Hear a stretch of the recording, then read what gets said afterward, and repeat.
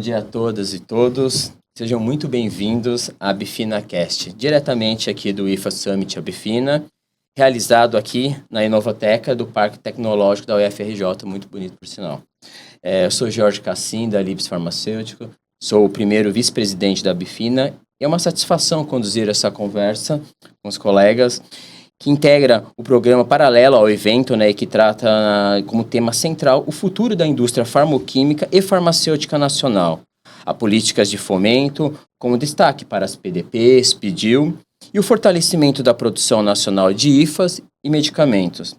A proposta dessa mesa é olhar de forma mais prática como esses instrumentos vêm sendo usados para ampliar a capacidade produtiva do país, reduzir as dependências externas, fortalecer a base tecnológica nacional e apoiar a inovação do complexo industrial da saúde. Mais do que falar de conceitos, queremos discutir resultados, desafios e os próximos passos, entender o que avançou, o que ainda precisa de ser destravado e onde essas oportunidades para evoluir em médio prazo. Para essa conversa, temos um time de referência aqui e eu gostaria de apresentar os colegas, Carla Reis, do BNDES, trazendo a perspectiva dos instrumentos de financiamento e apoio ao desenvolvimento produtivo. Silvia Santos, de Farmanguinhos, colega junto da diretoria da ABFINA, representando as expectativas do instrumento público na produção e incorporação tecnológica. Fábio Cavalcante, da Embrapi, em sua contribuição na conexão entre a pesquisa tecnológica e a aplicação na indústria. Ou seja, temos aqui visões complementares sobre o mesmo desafio: como transformar uma política pública, ciência, tecnologia e capacidade produtiva em resultados concretos no país. Vou começar agora pedindo rapidamente uma fala inicial para cada um dos convidados, para que vocês situem rapidamente como enxergam esse papel dessas políticas de fomento nesse cenário, e depois seguiremos para um debate mais integrado, com perguntas, permitindo um diálogo entre os participantes e um confronto construtivo de visões. Para isso, darei a palavra para a minha amiga Silvia para suas contribuições iniciais. Bem-vinda. Obrigada, Jorge, Carla, Fábio. É um prazer enorme estar aqui com vocês. Bem, relacionado à questão das políticas de fomento, eu entendo que hoje o fomento é o elo do que a gente tem de necessidade tecnológica para o que a sociedade precisa. Então, eu vejo como um pilar, sabe, essencial para que a gente, indústria, vou chamar assim, independência pública ou privada, que a gente consiga financiamento, investimento, para que a gente tenha um fortalecimento do complexo econômico industrial da saúde e do sistema único de saúde, no caso dos laboratórios oficiais. Obrigado. Como trouxe a questão do fomento, já vou passar a palavra já para a Carla, para a sua contribuição inicial. Carla, por favor. Bom dia, obrigada, Jorge, colegas, Silvia, Fábio, prazer estar aqui, agradeço a ABFINA também pelo convite. O BNDES, o Banco Nacional do Desenvolvimento Econômico e Social, é uma ferramenta fundamental no contexto das políticas públicas de fomento no Brasil, que particularmente aqui para o setor farmacêutico, farmoquímico, é de suma importância. O setor é um setor estratégico em função da sua importância para a saúde pública, pela sua conexão com a sustentabilidade do SUS. É um setor hoje que a gente tem um déficit comercial muito elevado, ou seja, o país é vulnerável, né, externamente. A gente precisa fortalecer esse setor para que a gente possa, inclusive, ter a sustentabilidade da nossa política de saúde, que é tão importante para a população. Então, nesse contexto, as políticas de fomento são centrais para que a gente possa alcançar esse fortalecimento. Então, eu fico muito grata aqui de estar hoje com vocês. Espero poder contribuir para o debate. Obrigado. Fábio, por favor, suas contribuições iniciais. Bom dia, Jorge, Silvia, Carla. Prazer estar aqui. Obrigado mais uma vez pelo convite. A ABFINA é sempre uma grande parceira da Embrapi. E a Embrapi é uma instituição jovem, né? Então, são só 13 anos de operação, números bem expressivos e interessantes. Então, essas oportunidades para a gente falar um pouquinho do nosso modelo são bem interessantes. Eu agradeço novamente. A Embrapi ela já é uma inovação institucional, digamos assim, né? A gente vem com um modelo muito prático, ágil, sem burocracia, e que a indústria vem aproveitando bastante quando ela tem desafios tecnológicos, porque a gente faz não só a conexão dessa indústria com instituições de pesquisa de excelência, como também compartilha o risco de se desenvolver a inovação. A gente sabe que inovação é caro, demora, tem muito risco aí atrelado a ela, e o fato da gente receber recursos públicos para ajudar a indústria a inovar faz muita diferença.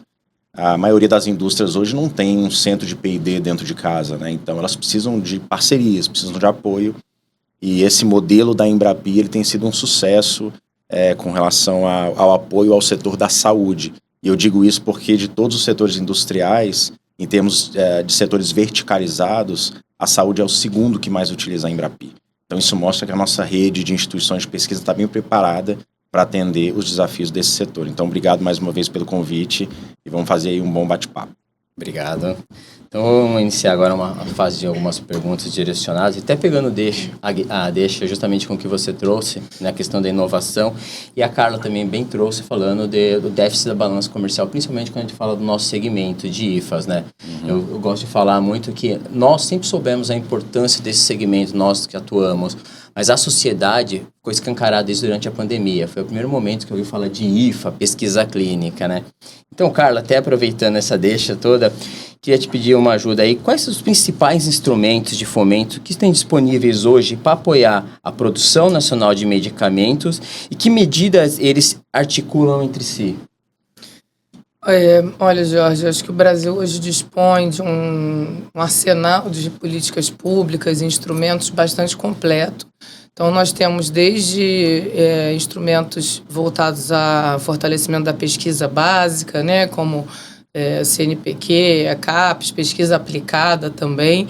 Aí a gente vai ter a FINEP, vai ter a Embrapi também, que vão estar atuando, né, no fortalecimento da capacidade de inovação das empresas, e o BNDES já num papel meio mais duplo também, não só de fomento à inovação, mas também de ampliação de capacidade produtiva, né, que são 2 pontos importantes.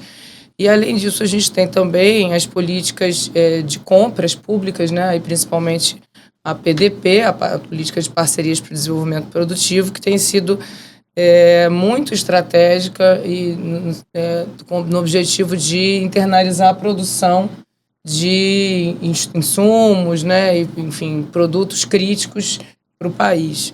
Então, acho que a gente tem um conjunto bem amplo que serve a diversos momentos, né, da cadeia de desenvolvimento, inovação, desenvolvimento e produção. Talvez a gente possa ainda melhorar a integração desses instrumentos e até mesmo a divulgação. Às vezes eu tenho a sensação de que o público conhece pouco. A gente que está aqui no dia a dia das políticas públicas, né, consegue enxergar todos esses instrumentos, mas o empresário ou o pesquisador, às vezes, não tem essa visão muito clara. Então, a gente precisa conseguir, talvez, se comunicar melhor e promover cada vez mais também a integração entre empresas e universidades e instituições de pesquisa. Ótimo, Carla. Obrigado. Já pegando a deixa, a Carla já falou sobre PDP, então eu vou passar uma pergunta agora para a amiga Silvia. Silvia, agora na visão de laboratório público, qual o papel da política das PDPs para ampliar a capacidade nacional e a internalização de tecnologia? Quando a gente fala de PDP, eu acho que é importante a gente olhar para o prisma da soberania, como a Carla compartilhou com a gente. As PDPs, elas não são só contratos de transferência de tecnologia propriamente dito, é tudo que vem associado a ela, sabe? E aí envolve a sustentabilidade, a nossa soberania.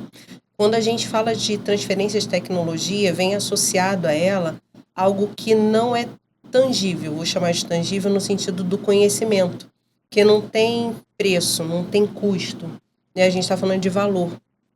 Então, assim, ter o olhar de que as PDPs transformaram o cenário, porque o Fábio traz a questão da Embrapi de 13 anos, as PDPs é de 2008 também, então, assim, é uma política recente. Né, para a gente no país. Então, assim, acompanhar essas transformações e esse amadurecimento, principalmente para os laboratórios oficiais, é um diferencial. Mas não tem como estar desgarrado, sabe? A visão do fortalecimento, da sustentabilidade, da soberania nacional, mas principalmente no que ela traz acoplado, que é esse conhecimento, essa geração de conhecimento e de valor, principalmente para o sistema de saúde brasileiro. Obrigado, Silvia. Fábio, e a Embrapi? Como que ela contribui nessa aproximação de inovação e a necessidade produtiva real da indústria farmacêutica? Como ela se conecta dentro desse instrumento tão novo quanto a Embrapi? A Embrapi, ela criou um instrumento, uma forma, uma plataforma de conexão nova, né? Ou seja, o primeiro ponto que diferencia muito a Embrapi é que a gente não tem edital, né? Então, a empresa, ela, dependendo do setor, normalmente ela espera a publicação de um edital que seja especificamente para o setor dela. A Embrapi, ela é fluxo contínuo desde o dia 1. Então, independentemente do setor ou do porte da empresa, ela pode a qualquer momento procurar uma das quase 100 unidades Embrapi que a gente tem espalhado aí por todo o país. E junto com esse modelo novo, a gente trouxe muita agilidade e pouquíssima burocracia. Então, não é mais aquela questão da empresa preencher formulários, né, e submeter, e nem é um processo concorrencial também. A empresa, ela pode a qualquer momento submeter ali o projeto dela para uma ICT, né, sentar, marcar uma reunião, explicar o desafio tecnológico dela, e em média, em 42 dias, esse também é um dado bem interessante que a gente tem, os mais de 4 mil projetos, inclusive passamos de 4 mil projetos na semana passada, foi um marco lá para a Embrapi, mas desses mais de 4 mil projetos, a média entre o primeiro momento que a empresa procura uma unidade Embrapi, negocia, contrata e começa a execução do projeto é de 42 dias. Então a gente trouxe muita velocidade para esse processo de apoiar empresas que de fato precisam ali de uma ajuda em termos tecnológicos, de infraestrutura ou até de modelagem de negócio, para que elas de fato tenham um produto para chegar ao mercado. Obrigado, Fábio. E até falando realmente, por ser uma política nova, o que realmente a gente busca? É um amadurecimento da política, né? A necessidade de a gente trazer cada vez mais uma previsibilidade, uma segurança jurídica cada vez maior, justamente para atrair o investidor, né? Com o apoio de políticas de fomento para participar desse programa. A gente agora tem um desafio, né? Transformar isso em uma lei, eu acho que isso vai ser um marco importante, né? Para que seja uma política realmente duradoura e traga mais segurança para o investidor. Silvia, agora, falando um pouquinho do laboratório público também, quais os principais aprendizados que você, à frente de Farmanguinhos, enxerga desta política já e em prática já está em execução em Farmanguinhos? Farmanguinhos é o laboratório oficial que mais teve acesso às PDPs, vou colocar assim, né? Nós temos um total de 14 PDPs, dentre essas, 9 já estão em fase 4 de internalização. Então, assim, são muitos ganhos. E olhar isso a nível de plataforma, para a gente, também é um diferencial. Hoje a gente é o laboratório oficial que tem como carro-chefe os medicamentos antirretrovirais, são tecnologias, né, para tratamento de doença, mas a gente enxerga como plataforma. Então, por isso que a gente consegue renovar o nosso portfólio com soluções, oferecer o novo enquanto é novo para a sociedade, né? Fora isso, a gente também tem como carro-chefe medicamentos tuberculostáticos, de doenças negligenciadas, e agora a gente está investindo também na linha de oncológicos e de imunossupressores, sempre no conceito de plataforma, por conta da expertise adquirida. Eu acho que esse é o grande aprendizado, né? Quando a gente traz de que as PDPs possibilitam a gente, junto com a transferência de tecnologia, adquirir um conhecimento que é nosso. Porque a internalização da tecnologia não é só uma transferência de tecnologia, é tudo que vem agregado a ela, principalmente na questão da geração do valor. E o que a gente faz com essa tecnologia que a gente absorve? Porque para não gerar dependência, que é o que a gente fala da soberania. Então, a partir do momento que você enxerga como plataforma, o diferencial é você fazer inovações incrementais a partir daí. Você não ser um transferidor, um copiador, mas você ter possibilidade, com o conhecimento que você adquiriu, você possibilitar redundância, ter inovações associadas a algo que já existiu e que está incorporado é como se fosse algo muito sistêmico. E é isso que a gente está lutando, sabe? Para que a gente entenda que a tecnologia ela tem que vir associada de inovação. Obrigado, Roger. Carla, do lado da iniciativa privada, a gente enxerga o BNDES como um grande parceiro que impulsionou realmente, através dessa política, a construção de plantas, fábricas e tudo mais. E do lado do BNDES, qual o aprendizado que essa política das PDPs trouxe para dentro do banco também? A gente, no BNDES, né, atua principalmente na concessão de crédito. Só nos últimos 3 anos foram 9 bilhões de reais, né, emprestados na forma de operações de crédito para a área de saúde, desses 9, 6,5 aproximadamente para as indústrias de saúde. Mas a gente não atua somente na concessão de crédito, né? O BNDES tem uma tradição de participar da articulação de políticas públicas, da coordenação de políticas públicas, e nesse sentido a gente desde a origem, lá desde 2008, como você mencionou, estamos sempre muito próximos do Ministério da Saúde no debate, na discussão do instrumento da PDP, e tem sido muito rico. É um aprendizado muito grande e a gente nos permite também estar próximo ali das discussões mais específicas sobre os produtos que são nas maiores necessidades do SUS, que também nos ajuda na hora de fazer análise de projetos, na concessão de crédito, a gente também tem esse olhar. E eu enxergo que ao longo desses anos a política ela evoluiu bastante, mas precisa continuar evoluindo no sentido de aprimorar monitoramento, avaliação, e até mesmo a institucionalização, né, de regras, de formas, todo o seu regramento, né, para que a gente tenha algo cada vez mais consolidado e perene, porque é uma política muito importante, então é importante que ela esteja bem institucionalizada para que ela não sofra riscos de ser descontinuada, que é a pior coisa que a gente pode ter num cenário de investimento. Quando uma empresa está investindo, ela está olhando para daqui a 10, 20 anos. Então, se a gente tem uma política pública que se propõe de longo prazo, ela precisa ter continuidade. Então, acho que são as principais ponderações que eu faria aqui em relação à PDP. Não, e até falando por ser uma política importante, o próprio os números que foram na última janela de submissão de projetos mostram a relevância, né? Foram 322 projetos submetidos entre PDP e PDIL, mostram realmente o quanto eles podem impulsionar toda a produção, o desenvolvimento nacional. E, Fábio, o que precisa melhorar entre o alinhamento, o financiamento, o desenvolvimento tecnológico e a execução industrial para que essas PDPs realmente tenham maior chance de sucesso? Eu acho que está acontecendo, né? Essa coordenação que a Carla citou dos diferentes atores, né? E também as políticas públicas serem feitas a 4 mãos com o setor privado. Isso faz toda a diferença, né? Ou seja, criar a política escutando o setor. É isso que faz com que a política seja perene e que ela crie um grau de confiança ali dentro do governo e perpasse governos, né? E aí eu cito a NIB, né? A NIB é um exemplo disso. Eu tive a oportunidade de participar de algumas das reuniões e debates ali da criação da NIB e era sentado do lado de uma empresa e de um pesquisador e de uma pessoa do governo. E por isso que a NIB, de fato, conseguiu ser uma política super bem estruturada e que, de fato, prioriza o que precisa ser priorizado, o que é crítico, o que é estratégico. Então, fazer essa política a 4 mãos com o setor privado é essencial. Então, seja PDP, PDIL ou qualquer outro instrumento, eu acho que a gente está no caminho certo, né? É, de fato, construir junto com o setor que entende a real necessidade que ele tem.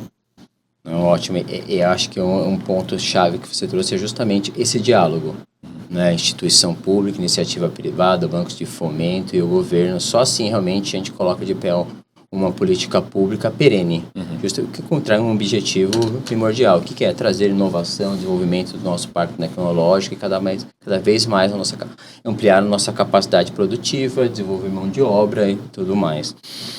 Falando um pouquinho agora sobre especificamente inovação. Carla, como as políticas associadas ao desenvolvimento industrial e à inovação podem ajudar na previsibilidade e dar ganho de escala aos projetos? As políticas, a gente tem políticas vou falar aqui 2 tipos principais, né? Financiamento, onde a gente está provendo crédito, ou seja, a empresa tem um plano, mas ela precisa de recursos para executar esse plano, porque esse plano só vai dar frutos lá na frente, então ela precisa antecipar recursos, para isso servem as políticas de crédito. Por outro lado, a gente tem também as políticas de compras, que é o caso da PDP. Então, além de ter os recursos para fazer o investimento, o empresário também precisa visualizar que lá na frente ele vai ter mercado para vender aquele produto que ele está querendo desenvolver. Então, você conjugar esses dois instrumentos, né, é super importante, porque uma coisa sozinha, uma coisa não fica de pé sem a outra, né? Precisa você ter os recursos para fazer o investimento, mas precisa também você conseguir ter uma previsibilidade. Então, eu acho que a gente tendo ferramentas, né, que atuem nesses 2 campos, a gente consegue, aí você consegue dar um ambiente mais favorável para que os empresários, as empresas, enfim, possam realizar os seus planos de investimento de longo prazo. E, enfim, que o BNDES, a gente atua principalmente no financiamento ao desenvolvimento industrial, a ampliação de capacidade, mas também a inovação.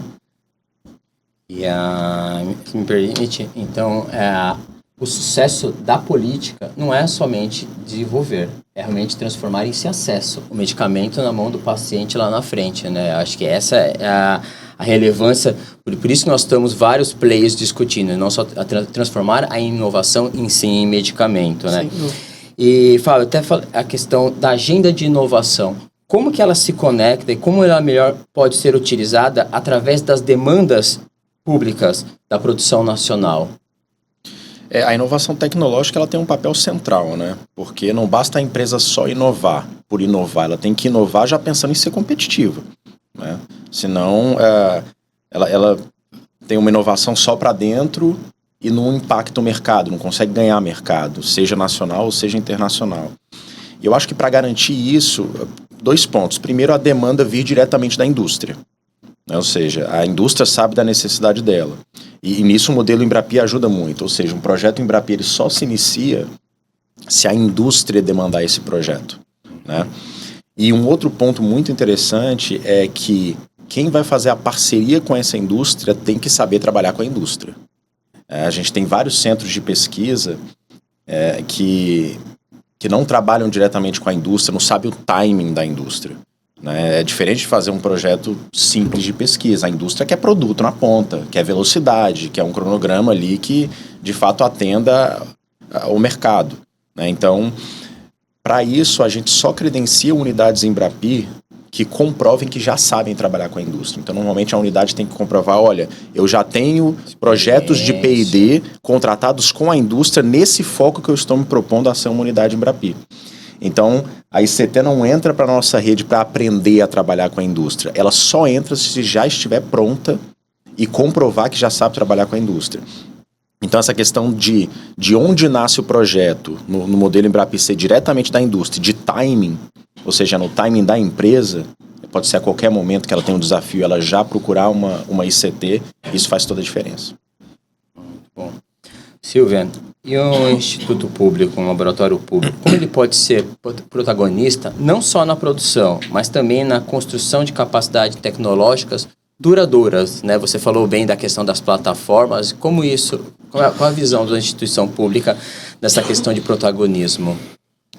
Eu entendo que o protagonismo, ele vai além da entrega, sabe? Do produto propriamente, no nosso caso, medicamento. Farmanguinhos, ano passado, bateu recorde de produção, foram 900 milhões de unidades farmacêuticas, ou seja, isso é entregue diretamente aos usuários do SUS.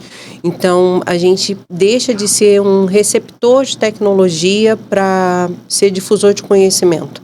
Essa internalização que permite que a gente avance no conceito de plataforma, no desenvolvimento de mecanismos, reforçando que o que a gente construiu no momento, né, da transferência de tecnologia fortaleceu o laboratório, através da nossa revitalização das áreas, da nossa capacidade analítica, ter um olhar ampliado. Eu acho que o laboratório oficial, ele passa a ser protagonista quando, junto com as unidades farmacêuticas em número, que é o que a gente entrega, vem a qualidade associada e essa difusão do conhecimento. Farmanguinhos também forma profissionais, não só para o SUS, mas como muitas empresas privadas. Então, é isso que possibilita que isso seja pulverizado e demonstre que essa tecnologia foi absorvida e entendida como uma política que não pode ser de governo, como Carla traz para a gente, sabe? Tem que ser de Estado, para que a gente tenha continuidade, para que a gente tenha segurança jurídica e administrativa para investir em inovação, porque inovar é uma cultura, né? E precisa de investimento. E a gente precisa, o Brasil precisa entender que investir em inovação não é gasto, sabe? Mas é um retorno que a gente vai ter em prol mesmo da nossa soberania, da nossa estabilidade, né? Nas suas diferentes frentes, aqui especificamente da área da saúde. Ótimo. E um olhar agora muito mais voltado para os desafios, perspectivas, uma pergunta para todos agora mesmo.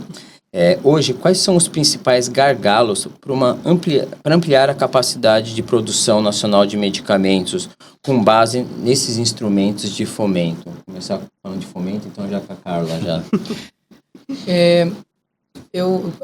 Enquanto eles estavam falando, eu me lembrei aqui sobre um aspecto da pergunta anterior, né, que eu acho que eu não falei muito, mas que é a importância dos instrumentos de compartilhamento de risco.